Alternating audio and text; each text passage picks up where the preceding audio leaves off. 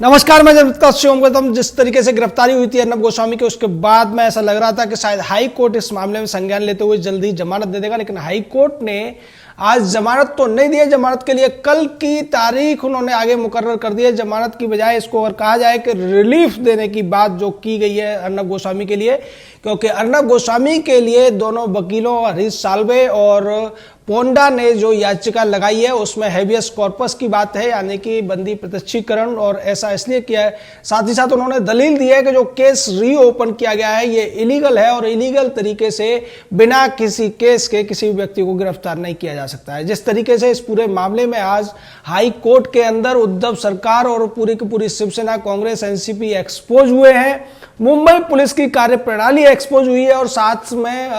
जो सवाल उठे हैं वो इस पूरे के पूरे न्यायिक और पुलिस सिस्टम पर भी उठे हैं। ये जो मामला है ये अपने आप में एक विशिष्ट मामला बनता जा रहा है, क्योंकि जैसा देखा जाता है कि जो केशवानंद भारती का केस है वो संवैधानिक उपबंधों को लेकर, व्याख्या को लेकर जो केस एक लैंडमार्क डिसीजन, लैंडमार्क केस साबित हुआ था, उसी तरीके से अब पुलिस को लेकर जो सुधारों की बात सुप्रीम कोर्ट ने 2006 में की थी, उस पर तमाम सरकारों ने, तमाम जो एजेंसियां थी उन्होंने चुप्पी साध ली और उस पर कोई एक्शन अब तक नहीं हुआ। 14 साल के अंदर वो एक बार फिर से उठता हुआ दिख रहा है कि अगर जो राज्य की सत्ता है आपके साथ नहीं है, राज्य की सत्ता आपके खिलाफ है, तो किसी भी व्यक्ति को कैसे भी पुलिस फंसाकर जेल में डाल सकती है, अदालत में घसीट सकती है और उस आदमी को प्रताड़ित कर सकती है। ऐसा देखने को मिल रहा है अब अर्नब गोस्वामी के मामले में। अर्नब गोस्वामी को पहले भी कई केसेस में फंसाने की कोशिश की गई, लेकिन जब वहां पर काम नहीं चला और बार बार अर्नब गोस्वामी ने सुप्रीम कोर्ट, हाई कोर्ट से राहत प्राप्त कर ली, उसके बाद महाराष्ट्र सरकार ने 2 साल पुराने एक मामले को दोबारा से खुलवाया और खुलवाया भी एक साजिश के तहत। ऐसा मैं इसलिए कह रहा हूं क्योंकि आज भी वकीलों ने उसी बात को रखा है कि जिस व्यक्ति की हत्या या आत्महत्या हुई थी अन्वय नायक नाम के, उसके व्यक्ति की बेटी को अनिल देशमुख ने, जो कि महाराष्ट्र का मुख्य गृह मंत्री है, उसने एक गेस्ट हाउस में बुलाया, उससे एक पत्र लिया और उसके बाद में 15 अक्टूबर को पुलिस को निर्देश दिया कि अर्नब गोस्वामी को इस मामले में दोबारा से पूछताछ की जाए, गिरफ्तार किया जाए। इसको लेकर आज अदालत में सवाल उठा कि जब किसी केस को पहले ही कोई जांच अधिकारी और अदालत बंद कर चुकी है तो बिना किसी अदालत की परमिशन के वो केस कैसे रीओपन हो सकता है। ये पूरा का पूरा मामला इलीगल है और ये एक साजिश है। हालांकि हाईकोर्ट ने आज फैसला नहीं दिया है, लेकिन हाई कोर्ट में जिस तरीके की दलीलें वकील पोंडा ने और बाद में हरीश साल्वे ने दी हैं, उसमें स्पष्ट कर दिया है कि सुप्रीम कोर्ट का एक आदेश है कि किसी भी व्यक्ति के खिलाफ अगर एक केस में चार्जशीट दाखिल हो चुकी है, क्लोजर रिपोर्ट भी दाखिल हो चुकी है, उस केस को अगर दोबारा रीओपन करना है तो ये अधिकार अदालत को जाता है। अदालत इसको सुमोटो भी कर सकती है, यानी कि स्वतः संज्ञान से कर सकती है, या पुलिस की प्रार्थना पर ऐसा कर सकती है। लेकिन इस मामले में केवल इंटीमेशन दिया गया है अदालत को, वहां से कोई परमिशन नहीं ली गई है, कोई कंसेंट या स्वीकृति नहीं ली गई है, इसीलिए यह सीधे तौर पर बदले की भावना की कार्रवाई है जिसको निरस्त किए जाने की जरूरत है। ऐसी दलीलें आज एडवोकेट पोंडा और हरीश साल्वे ने हाईकोर्ट के अंदर रखी हैं। हरीश साल्वे ने यह भी कहा कि जब एक पत्रकार है और पत्रकार के खिलाफ इस तरीके की बातें होती हैं, अगर अदालत इस पूरे मामले को जल्दी से निपटाते हुए अगर आज ही इसमें फौरी रिलीफ दे देगा तो कोई पहाड़ नहीं टूट पड़ेगा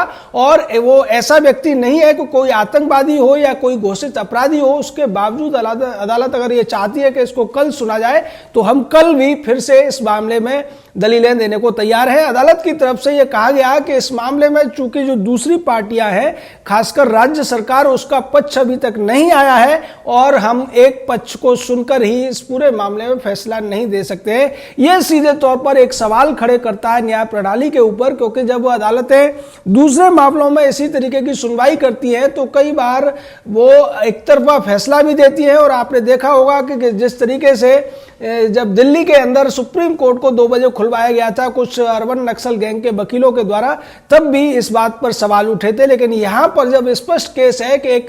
क्लोज केस को राज्य सरकार गलत भावना से, दुर्भावना से और आपराधिक सोच के कारण खुलवाती है, पुलिस उसमें एक अलग तरीके की भूमिका निभाती है। और उस कड़ी में एक और बड़ी खबर जब आई कि जिस अधिकारी ने इस पूरे मामले की जांच की थी और क्लोजर रिपोर्ट लगाई थी, अब मुंबई पुलिस और महाराष्ट्र पुलिस ने उसको गिरफ्तार कर लिया है। यानी कि बारदे नाम के उस इंस्पेक्टर को अब गिरफ्तार कर लिया गया है, जिसने इस केस में यह कहा था कि इस मामले में कोई भी सबूत उन लोगों के खिलाफ नहीं बनता है जिन पर आरोप लगाए गए हैं। हालांकि जो 3 कंपनियों के मालिकों को इसमें आरोप लगाए गए थे अन्वय नायक के उस सुसाइड नोट में, तथाकथित सुसाइड नोट में, जिसकी अभी तक फोरेंसिक जांच नहीं हुई है, जिसके हैंड राइटिंग का मिलान अभी तक नहीं किया गया है। अब आप समझ सकते हैं कि जिस सुसाइड नोट के नाम पर यह दावा हो रहा है उसमें हैंड राइटिंग किसकी है, इसकी पुष्टि अभी तक पुलिस ने नहीं की है, राज्य सरकार ने नहीं की है। उसके बावजूद अर्नब गोस्वामी को फंसाया जाता है और जो अधिकारी पहले इस केस की जांच करता है, अदालत में जिसकी क्लोजर रिपोर्ट लगाता है, उसको गिरफ्तार करा दिया जाता है। यह पूरा का पूरा मामला बदले की भावना से है और अब इसको लेकर हमने शुरुआत में जो कहा कि यह एक लैंडमार्क केस होने जा रहा है, क्योंकि देश के अंदर तमाम लोग इसको लेकर बात कर रहे हैं। अब उन लोगों को पुलिस के जो अनावश्यक अधिकार हैं या जो पुलिस की कार्यशैली है उस पर सवाल उठाना चाहिए। उन्हें मांग करनी चाहिए केंद्र सरकार से कि इस तरीके के जो तानाशाही पूर्ण तरीके हैं उनको हमेशा के लिए बंद कर दिया जाए, पुलिस सुधार किए जाए और किसी भी पुलिस अधिकारी को या राज्य सरकार को यह अधिकार नहीं होना चाहिए कि वो किसी नागरिक को या किसी पत्रकार को या किसी ऐसे व्यक्ति को जो उनके खिलाफ सवाल उठाता है इस तरीके से प्रताड़ित कर सके। इस पूरे मामले में जिस तरीके से केंद्र सरकार के तमाम मंत्रियों ने, प्रधानमंत्री को छोड़कर सभी ने इस पर सवाल उठाए, उसके बावजूद अगर सरकार जो केंद्र में बैठी हुई है वो इस मामले को संज्ञान में लेकर पुलिस सुधारों को लागू नहीं करती है, न्याय प्रणाली में जो झोल है उसको भी नजरअंदाज कर देती है, तो निश्चित तौर पर देश के नागरिकों के साथ में एक बड़ा धोखा होगा। इसकी बहुत ज्यादा जरूरत है, क्योंकि लोअर कोर्ट ने जिस तरीके से अदालत में जब बेल के लिए प्ली लगाई गई थी, यानी कि जमानत की याचिका को भी कोई डेट नहीं दी और इसी के बाद जो एडवोकेट पोंडा थे अर्नब गोस्वामी के लिए, उन्होंने अपनी जमानत अर्जी को वापस ले लिया और ऐसा उन्होंने हाई कोर्ट में भी कहा कि चूंकि लोअर कोर्ट ने मेरी जमानत अर्जी पर कोई भी डेट नहीं दी है, सुनवाई का कोई भी तारीख नहीं मुकर्रर की है, इसलिए हम उस जमानत अर्जी को वापस लेते हैं। और यहाँ जिस तरीके से पुलिस रिमांड की मांग की थी उसको खारिज कर दिया था लोअर कोर्ट ने, स्पष्ट कर दिया था कि इस मामले में पुलिस रिमांड की बिल्कुल जरूरत नहीं है। और यहां पुलिस रिमांड लेने का मतलब था कि अर्नब गोस्वामी के खिलाफ 3rd डिग्री का जो एक बदले की भावना है उसके अनुसार उनको वहां मारपीट करनी थी, उनको प्रताड़ित करना था। और इसके लिए मुंबई पुलिस, खासकर परमवीर सिंह जो मुंबई पुलिस का कमिश्नर है, वो पहले से कुख्यात है। साध्वी प्रज्ञा सिंह ठाकुर के साथ उसने जो ज्यादती की थी उसके सबूत भी बाहर आए, उन्होंने तमाम चैनलों पर आकर कहा कि मुझे बेल्टों से पीटा गया। अब आप समझ सकते हैं कि अर्नब गोस्वामी के खिलाफ वो क्या करने वाले थे, क्या उनकी साजिश थी। और जिस तरीके से अर्नब गोस्वामी के खिलाफ शरद पवार से लेकर सोनिया गांधी, उद्धव ठाकरे, सबके सब एक होकर पूरा का पूरा एक साजिश रच रहे हैं, उसके बाद यह सवाल उठता है कि क्या किसी भी राज्य सरकार को या सत्ता में बैठे लोगों को इतनी पावर मिलनी चाहिए और उसके ऊपर सवाल नहीं उठने चाहिए। यहां जो अदालत की भूमिका है उस पर भी जनता सवाल उठा सकती है कि क्यों नहीं अदालत इस मामले में राज्य सरकार को सीधे तौर पर निर्देश देती है कि वो इस तरीके से वो किसी भी नागरिक के मौलिक अधिकारों का हनन नहीं कर सकती है। और जैसा कि संविधान में वर्णित है, सुप्रीम कोर्ट हो या हाई कोर्ट, ये कस्टोडियन होते हैं मौलिक अधिकारों के, नागरिकों के अधिकारों के।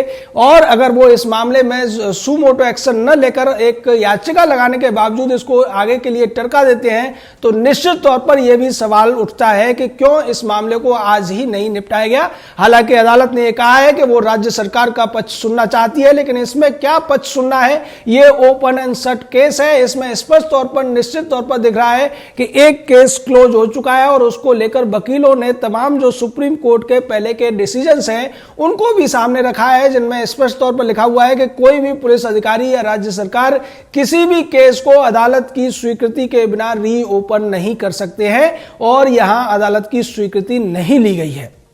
दूसरी तरफ मानवाधिकार आयोग ने इस पूरे मामले में रायगढ़ के एसपी और जो जोन 3 का डीसीपी है उसको भी सम्मन जारी कर दिया है और इस पूरे मामले पर सवाल उठाए हैं। ऑल इंडिया बार काउंसिल ने भी इस पर सवाल उठाए हैं, तमाम जो सामाजिक लोग हैं वो सवाल उठा रहे हैं। दूसरी तरफ रवीश कुमार टाइप के लोग हैं जो अब इस मामले में राज्य सरकार का बचाव करने उतर पड़े हैं। रवीश कुमार ने इस मामले में कहा है कि उद्धव सरकार ने और उद्धव की शिवसेना ने बहुत संयम दिखाया, लेकिन अर्नब अर्नब गोस्वामी ने जिस तरीके से पत्रकारिता के नाम पर लोगों को भड़काना जारी रखा, लोगों के बीच में लड़ाई झगड़े कराने की कोशिश जारी रखी, झूठी खबरें दिखाने की कोशिश की, उसके बाद मजबूर होकर उद्धव ठाकरे को ऐसा करना पड़ा है। और अगर उद्धव ठाकरे की बजाय अर्नब गोस्वामी ने यही सब योगी आदित्यनाथ के खिलाफ किया होता तो शायद उनका एनकाउंटर भी हो गया होता। इस तरीके की बातें जब रवीश कुमार जैसा व्यक्ति करता है तो आप समझ सकते हैं कि अब उद्धव सरकार ने सुपारी दे दी है एनडीटीवी को कि वो उनकी पीआर एजेंसी के तौर पर काम करे। ठीक उसी तरीके से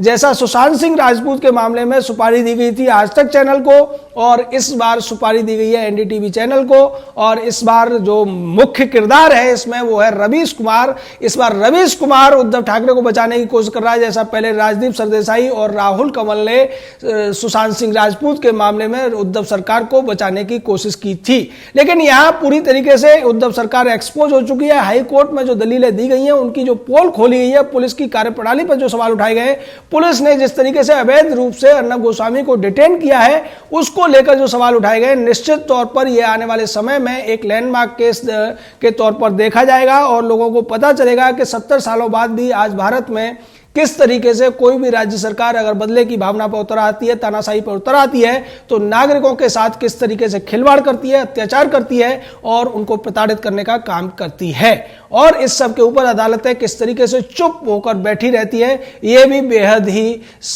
एक आलोचनीय बात है, जिसको लेकर अब आगे केंद्र सरकार को बड़े निर्णय लेने की जरूरत है। जय हिंद, जय भारत।